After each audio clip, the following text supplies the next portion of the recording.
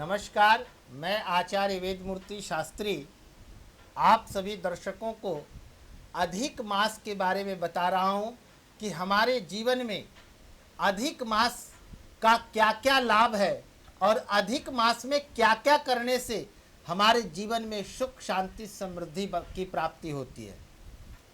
अधिक मास को हमारे शास्त्रों में, हमारे पुराणों में पुरुषोत्तम मास कहा गया है। सबसे उत्तम मास, 12 मासों में सबसे उत्तम मास अधिक मास को कहा गया है। यह अधिक मास कैसे आया, आप सब इस कथा को जानते होंगे। अगर नहीं जानते हैं तो उन लोगों के लिए मैं बता देता हूं कि आप भगवान नरसिंह का जो अवतार हुआ था वह इसी महीने में हुआ था। और हिरण्यकश्यपु ने ब्रह्मा जी से वरदान मांगा था कि ना मैं दिन में मरूं, ना रात में मरूं, ना घर मरूं, ना बाहर मरूं, ना कृष्ण पक्ष में मरूं, ना शुक्ल पक्ष में मरूं, ना किसी मास में मरूं। तो ये सब सारा वरदान उसने भगवान ब्रह्मा जी से मांग लिया था। अब उसको अहंकार हो गया कि अब हमें तो कोई मार ही नहीं सकता। तभी भगवान नरसिंह का अवतार हुआ और उसी समय यह अधिक मास मनाया गया, जिसको पुरुषोत्तम मास कहा जाता है। तो ये एक अतिरिक्त मास हर 3 साल में एक बार हम सबके बीच में यह पुरुषोत्तम मास आती है। इस मास में किया हुआ दान, किया हुआ धर्म, किया हुआ पुण्य और किया हुआ भगवत चिंतन अनंत गुना फल की प्राप्ति को देता है।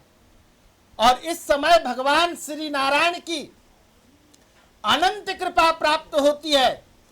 और जो भी मनोकामना हो, जिस मनोकामना से आप इस समय कोई भी व्रत, कोई भी तप, कोई भी साधना या भागवत कथा करते हैं, तो आपको उसका मनोवांछित फल की प्राप्ति होती है। यानी जो मन में इच्छा है वह फल की प्राप्ति होती है।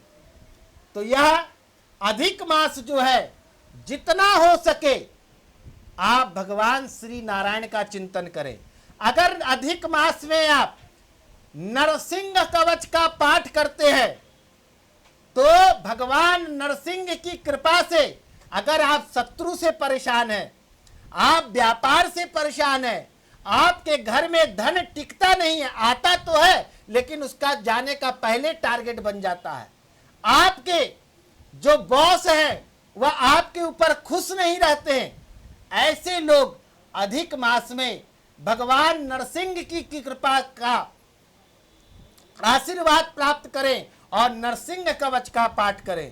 अगर इतना आप नहीं कर सकते हैं तो 12 अक्षर मंत्र है, ओम नमो भगवते वासुदेवाय नमः।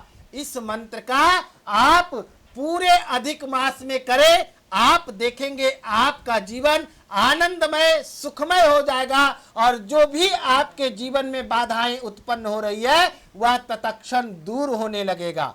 और जो हमारे शास्त्रों और पुराणों में बताया गया है कि अगर अधिक मास में श्रीमद् भागवत महापुराण का पाठ किया जाए या कथा का श्रवण किया जाए तो उनके पितरों को मोक्ष और सद्गति की प्राप्ति होती है।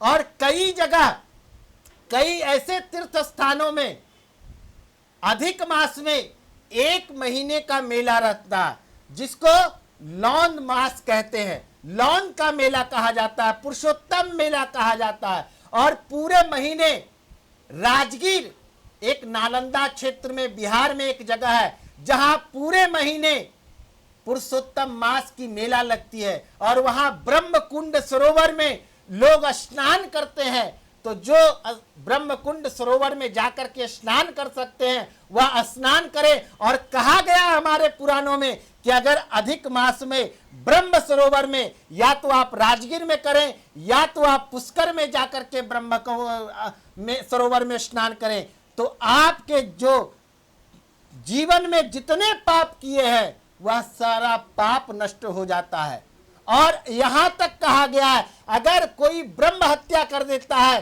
गौ हत्या हो जाती है, तो उसका भी दोषों का निराकरण के लिए अधिक मास में ब्रह्म सरोवर का स्नान और या पुष्कर का या राजगीर का अगर आप जाकर के स्नान करते हैं या वहां 1 महीने का कल्पवास करते हैं, तो आपके ऊपर अगर किसी भी प्रकार का भी दोष लगता है तो वह तत्क्षण सारे दोष दूर हो जाते हैं। तो जितना हो सके अधिक मास में अपने लिए, अपने परिवार के लिए, अपने बच्चों के लिए, अपने कार्य के लिए, अपने व्यापार के लिए और अपनी नौकरी में उन्नति पाने के लिए भगवान श्री नारायण का अधिक मास में चिंतन करें। आपका जीवन खुशियों से भर उठेगा। नमस्कार।